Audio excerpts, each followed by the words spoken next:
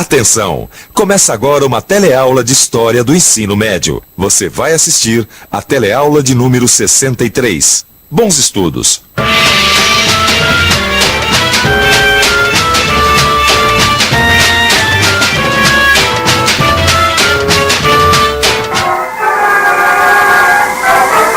E atenção! Acaba de suicidar-se em seus aposentos do Palácio do Catete o presidente Getúlio Vargas. Se até hoje essa notícia ainda causa um certo mal-estar, imagina você o impacto que ela não provocou em 24 de agosto de 1954.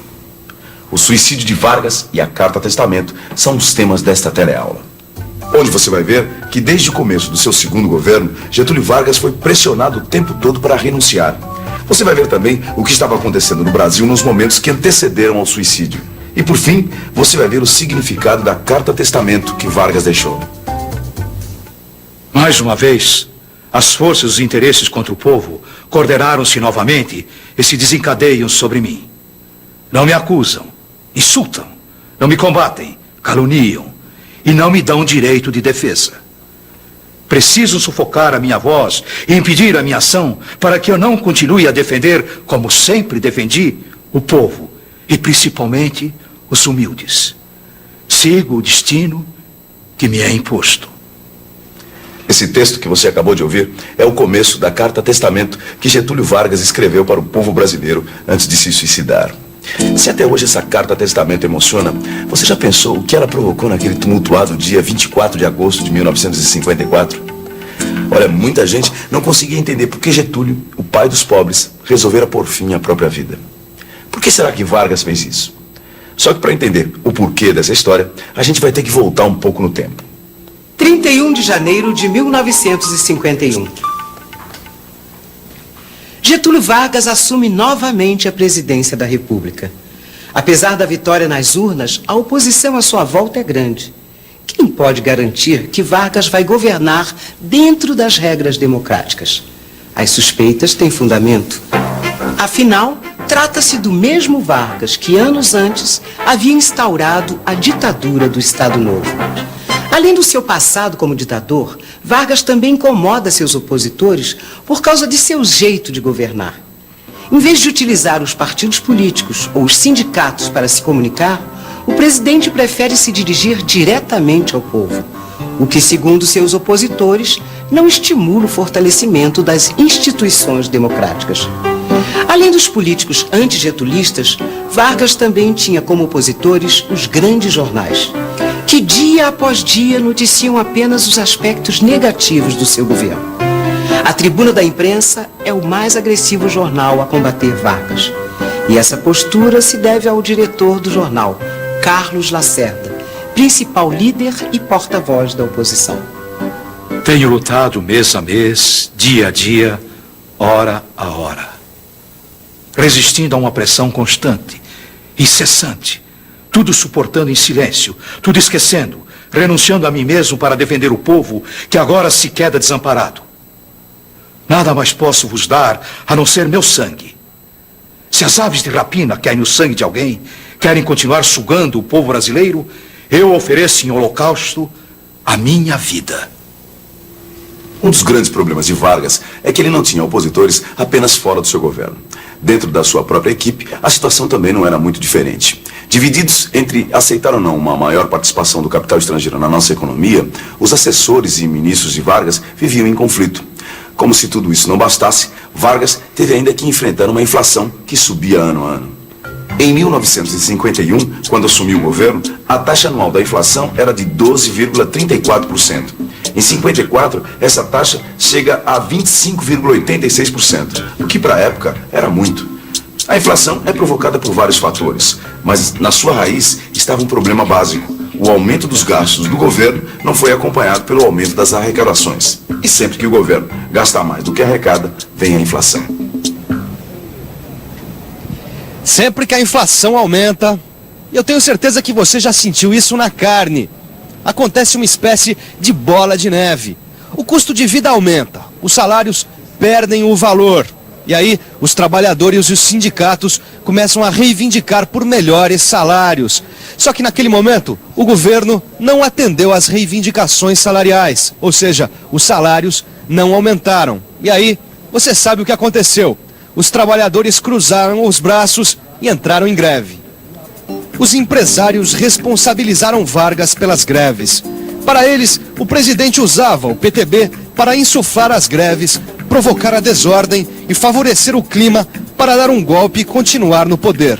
Para tentar solucionar o impasse, Vargas resolve mudar parte de sua equipe. E para o Ministério do Trabalho, ele convida um jovem político gaúcho do PTB. Seu nome, João Goulart, mais conhecido como Jango. Só que o tiro acaba saindo pela culatra. A reforma ministerial, que deveria aplacar os ânimos da oposição, acaba trazendo ainda mais problemas. Muitos veem com desconfiança a nomeação de Jango, principalmente pelo fato dele ter boas relações com os líderes sindicais.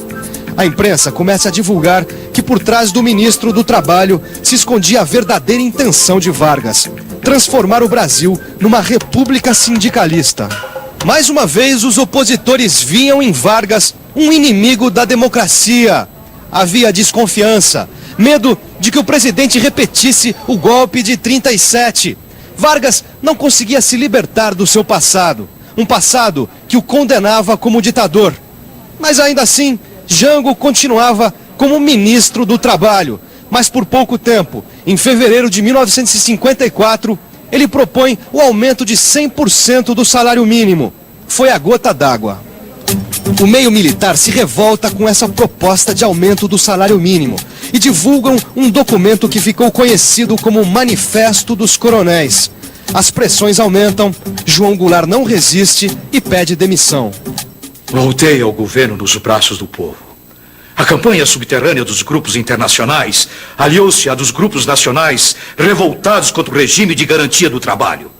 Contra a justiça da revisão do salário mínimo se desencadearam ódios. Não querem que o trabalhador seja livre. Não querem que o povo seja independente. A oposição, como você está percebendo, vai se tornando cada vez mais agressiva e organizada. Mas Vargas não desiste. Tem uma ideia. Resolve adotar uma postura mais nacionalista e popular. Uma postura que se traduz na forma de um decreto. No dia 1º de maio de 1954, Vargas aumenta o salário mínimo em 100%. Bem, a medida cai como uma bomba entre os empresários, os militares e os políticos, que depois desse episódio passam a se organizar para tirar Vargas do governo. Para completar o quadro, que vai ficando cada vez mais complicado para Vargas, os grandes jornais intensificam ainda mais as críticas que já vinham fazendo. Olha só que coisa, Vicente. Ele não era apoiado por nenhum jornal. Todo mundo era contra ele. É incrível, mas foi exatamente isso que aconteceu, Gil. Na verdade, só as críticas, só os aspectos negativos do governo é que eram noticiados. As boas realizações de Getúlio Vargas eram boicotadas pelos jornais de grande circulação. Sabe uma coisa que eu estava pensando, Vicente? Como é que ele conseguia governar sem o apoio da imprensa? Pois é, mas aí é que está o problema, Gil. Governar sem imprensa é muito difícil, entendeu? É como se o governo ficasse mudo, não conseguisse falar, se expressar, contar suas ideias para a população. Esse que é o problema. Mas tem uma coisa, viu? Conhecendo o Getúlio como a gente conhece, ele deve ter feito alguma coisa. Matou a charada. O que ele falou? Já que os jornais estão me boicotando, o que eu faço? Vou ajudar o Samuel Weiner, que era um jornalista amigo dele, a criar um novo jornal, que foi a Última Hora. Mas peraí, ajudou como? Ajudar através de empréstimos do Banco do Brasil, empréstimos vantajosos, para o Samuel Weiner poder levar essa empreitada adiante. E deu certo? Se deu certo, Última Hora foi um sucesso editorial. Era popular, bem feito, moderno, um jornal que em pouco tempo alcançou um grande número de leitores. Mas peraí, e a oposição, os outros jornais, ninguém falou nada? Pois é, Samuel Weiner ele foi acusado de ter recebido ajuda do governo, entendeu? Apesar que nada foi provado. Mas mesmo assim, o Getúlio Vargas foi acusado de corrupto, de usar a máquina do governo para favorecer os amigos, essas coisas. Ao ódio respondo com o perdão. E aos que pensam que me derrotam, respondo com a minha vitória. Era escravo do povo e hoje me liberto para a vida eterna. Mas esse povo de quem fui escravo não será mais escravo de ninguém. Meu sacrifício ficará para sempre em sua alma e meu sangue terá o preço do seu resgate. Cada vez mais isolado, sendo abandonado até por seus aliados que viam com desconfiança as inúmeras concessões que fazia para os seus adversários, Vargas é pressionado por todos os lados. Mas o que ele não sabia é que esses problemas todos até que eram simples, perto de uma bomba que estava para estourar. 5 de agosto de 1954. É nesse dia que acontece o fato que realmente selaria de vez o futuro político de Getúlio Vargas. É nesse dia que acontece o atentado da Toneleiros. Um atentado onde o jornalista e udenista Carlos Lacerda, um dos mais ferozes opositores de Vargas, é alvo de uma tentativa de assassinato. Ao chegar em casa, na rua Toneleiros, em Copacabana, no Rio, Lacerda é atingido por um tiro, mas é ferido apenas no pé. Seu amigo, porém, não teve a mesma sorte. Rubem Florentino Vaz, major da Aeronáutica, não resiste e morre. A oposição não perde tempo. Atribui a responsabilidade do atentado ao governo Vargas. Uma comissão de inquérito é instaurada e chega a uma conclusão bombástica. O responsável direto pelo atentado foi Gregório Fortunato, o chefe da guarda pessoal de Vargas. Daí para frente, Vargas teve realmente dias muito difíceis. Por mais que tentasse provar que nada sabia sobre o atentado e queria punir os culpados, foi sobre Vargas que recaíram todas as responsabilidades. A oposição não dava trégua. Os políticos da UDN e os militares passaram a exigir a renúncia. Acuado, isolado, Vargas se recusa a renunciar. E diz: só morto sairei do catete. E é o que faz. Na noite do dia 24 de agosto de 1954, Vargas pega uma arma e, com um tiro no coração, põe fim à própria vida. Vargas se suicidou. Lutei contra a expoliação do Brasil. Lutei contra a expoliação do povo. Tenho lutado de peito aberto. O ódio, as infâmias, a calúnia não abateram meu ânimo. Eu vos dei a minha vida. Agora ofereço a minha morte. Nada receio. Serenamente dou o primeiro passo no caminho da eternidade e saio da vida para entrar na história. Como você pôde perceber por essas imagens, o suicídio de Vargas realmente provocou um grande impacto na população. O suicídio em si já mexe com as pessoas. Quando ele é acompanhado de uma carta-testamento, então, aí a comoção é ainda maior. Nessa carta-testamento, que você teve a oportunidade de ouvir alguns trechos, Vargas se apresentava como o grande protetor da classe trabalhadora, como político que tudo fez para tornar o Brasil um país desenvolvido. Além disso, Vargas se dizia vítima de grupos nacionais e estrangeiros que não aceitavam que os trabalhadores tivessem garantido seus direitos sociais.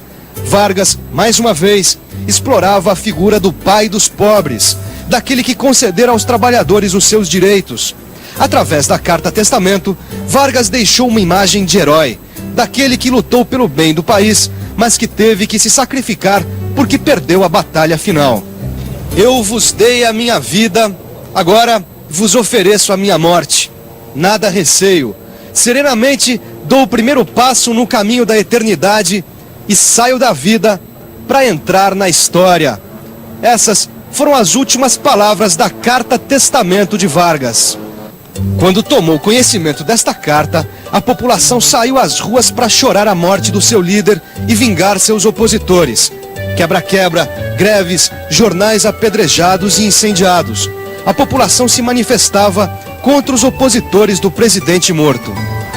E assim, termina a trajetória de um dos presidentes mais populares da história do Brasil. E falando em história, que tal a gente dar uma revisada no que aprendeu hoje? E atenção, se liga aí que é a hora da revisão. Na teleaula de hoje, você viu que o segundo governo de Vargas foi marcado por forte oposição e por uma série de outros problemas, como greves de trabalhadores e inflação. Você ainda viu o que foi o atentado da Toneleiros, o episódio que acabou levando Vargas ao suicídio. E, finalmente, você conheceu trechos da carta-testamento que Vargas deixou. Só para concluir, a morte de Vargas, ao contrário do que imaginavam seus inimigos, não conseguiu liquidar o varguismo. Na verdade, sua morte acabou perpetuando por muitos e muitos anos a sua forma de fazer política e de administrar o país. Tanto que até hoje, sob muitos aspectos, o varguismo ainda continua vivo. Mas esse já é um assunto para as nossas próximas teleaulas. Até lá!